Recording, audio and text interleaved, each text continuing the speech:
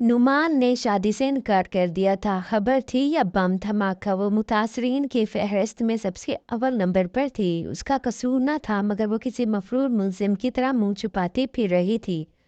खौफ उसकी परछाई बनकर उसके वजूद से चिपक गया था और वो आहट पर पत्ते की तरह दरस जाती थी। ऐसे में सलमा आपा के आने की इत्तला उसकी समातु में सीसा डाले जाने के बराबर थी। गो के ना उसे अदालत के लगाए जाने का इंतजार था, ना सजा सुनाई जाने का। वो तो बस रद्द किए जाने की अजियत सहने के लिए अपने आप को तैयार कर रही थी। वक्त की सुइयां लम्हा बे लम्हा बढ़ती उसके वजूद से लहू की बूंदें निचोड़े जा रही थीं और उसकी हालत जलजले के नतीजे में जमीन बोस हो जाने वाले उस शख्स की तरह थी जिसकी इमदाद को पुकारती चीखें उसके वजूद के अंदर ही दम दौड़ जाती हैं और उन्हें सुनने वाला कोई नहीं होता। और आखिरकार वो इस अजियत पसंद मौत से समझौता करके सांसें रुकने का इंतजार करता रहता है।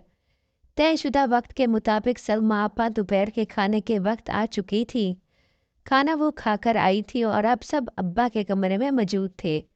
वो अपने कमरे में जले पेड़ की बिल्ली की मानत घूम रही थी कि पुरानी मुलाजमा शर्मा ने उसे अब्बा के कमरे में बुलवाए जाने का हुक्म सुनाया।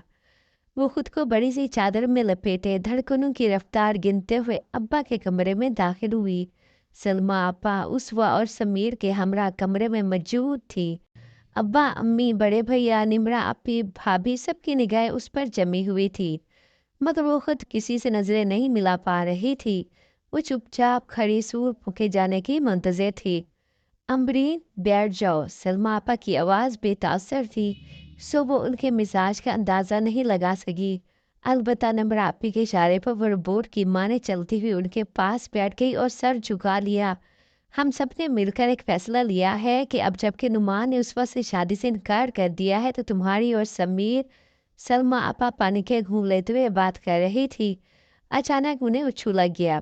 अम्बरीन का दिल चाहा कि वो इस मौके का फ़ायदा उठाकर भाग जाए या फिर इन सब के सामने हाथ जोड़कर उनसे पूछे कि अगर नुमान भाई ने शादी से इनकार कर दिया है तो इसमें मेरा क्या कसूर है।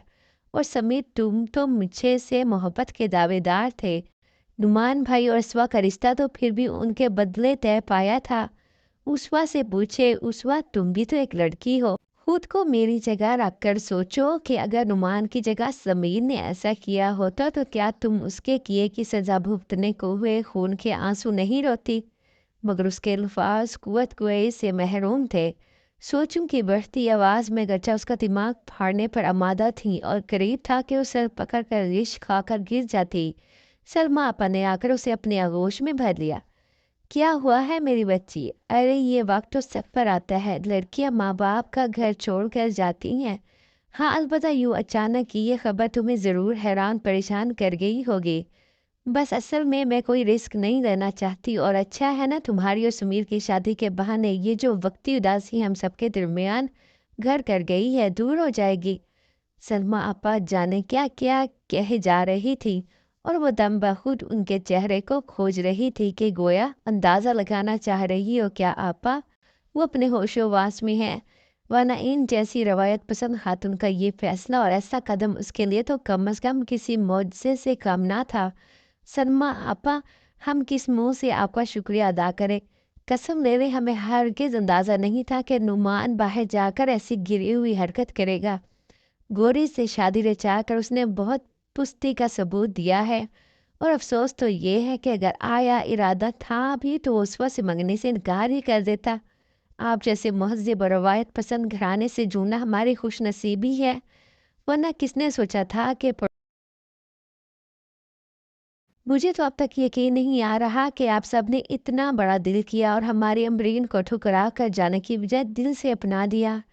वरना अक्सर तो ऐसे मामलात में यही देखने में आया है कि अगर एक तरफ से रिश्ता टूटे तो दूसरी तरफ से भी बराबर का बदला लिया जाता है। आपके ज़र्फ ने हमें जीत लिया। निमरापी ने गोया अम्बरीन के दिल की बात कह दी। खुद उसके दिल में भी सलमा आपा की कदर मंजिलत बेहद बढ़ चुकी थी।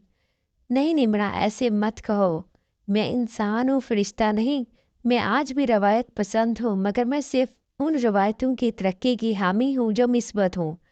अदले बदले की शादी अगर हम पल्ला और बखुशी हो तो कोई हर्ज नहीं, मगर किसी एक की गलती की सज़ा दूसरे को देना सरासर नाइंसाफ़ी है और मैं ऐसी रवायत की ना तरफ़दार हूँ, ना हामी। चलो अम्बरीन, अब ज़रा जल्दी से अपने हाथ की चाय और पकौड़े तो खिला दो। देखो ज़रा कैसी सुहानी हवा चल रही है। सलमा आपा ने उसका माथा चूमकर कहा तो वो मुस्कुराकर सहन में बने किचन में आ गई। कढ़ाई में तेल डालकर चूल्हे पर चढ़ाया और सामने लगी क्यारियों में लगे नए सरसब्ज फूलों की कुंपलों को हवा की गुदगुदियों से झूमता देखकर मुस्कुरा दी, क्योंकि खज़ा के बाद आने वाली बाहर के झोंके उसे गुनगुनाने पर मजबूर कर रहे थे।